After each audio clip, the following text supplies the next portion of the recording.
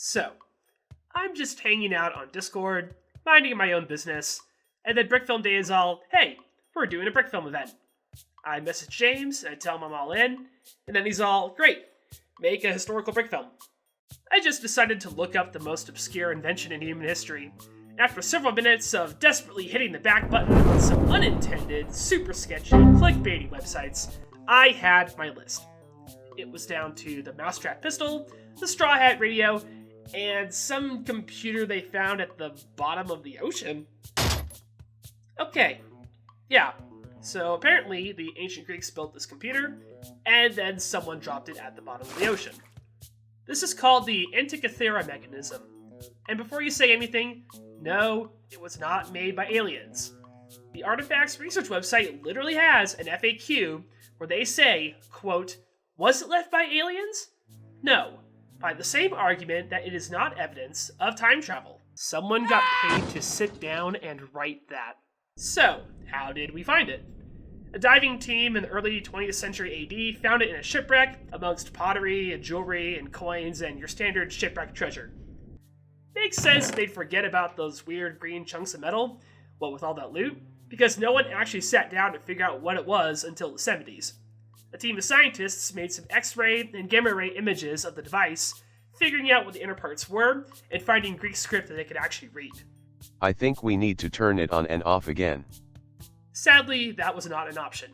Partially because it has no power switch, and partially because it's in pieces. There are 7 large pieces of the Antikythera Mechanism, and 75 smaller pieces that don't give many clues as to what it is, or what it does. So, they took a look over the bigger chunks and started figuring out how they go together. Instead of trying to slap super glue all over these ancient 2,000-year-old pieces, they made their own replica, did some math, read some Greek, and finally figured out what it does. Well, partially what it does. See, here's what we figured out. If you turn the main gear to a certain time, the rest of the gears line up to predict various astronomical events. It predicts where the sun and moon will be, what the moon's phase will be, when the next eclipse is. It even tells you when the next Olympics is. Okay, there's some margin for error considering the modern Olympics, but let's give them some credit for working with what they had here. This device was created by an ancient civilization that crafted these tiny gears with no modern tools and used paper and pen to calculate the orbits of the sun and the moon, then used that math to build a mechanical system to predict pretty much exactly when the next astronomical event would occur. And that's not all. We are still trying to figure out what the rest of this thing does, as there are still more Greek inscriptions and functions that we still don't fully know about. What even is this thing? Who built this thing, and how, and why? Nobody knows exactly where and when it came from, but historians guess it came from Rhodes in ancient Greece around 100 BC. But of course, I've got it all figured out. After binge watching the National Treasure movies and arguing with people on Twitter about why Temple of Doom is not the best Indiana Jones movie, it came to me. The world's first computer? Clearly, it was built by a college student. More specifically, this was built by a graduate student fueled on nothing but coffee and broken dreams. Imagine, if you will, a sad, miserable, ancient Greek grad student spending countless late nights working on this darn thing. He's scribbling equations and making gears and building and rebuilding prototypes and scrapping hours of faulty work. His friends are all, hey, bro, let's go get some baklava. But he's all, nah fam, I gotta finish my final project. Finally, the night of the deadline, during the last all-nighter, with more caffeine than blood rushing through his veins, he finishes his project.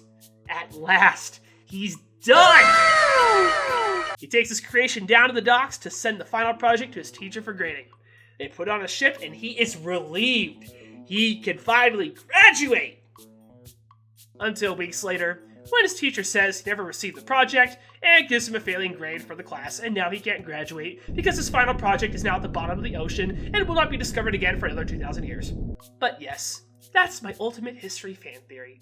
And no, it is not based on my worst nightmares as an engineering PhD student. It was made solely for Brickfilm Day's history event, and not as a coping mechanism to manage my fears that my hard work and research at my university may result in my ultimate demise as the unseen forces of darkness descend upon my fragile state for the sole purpose of my decimation.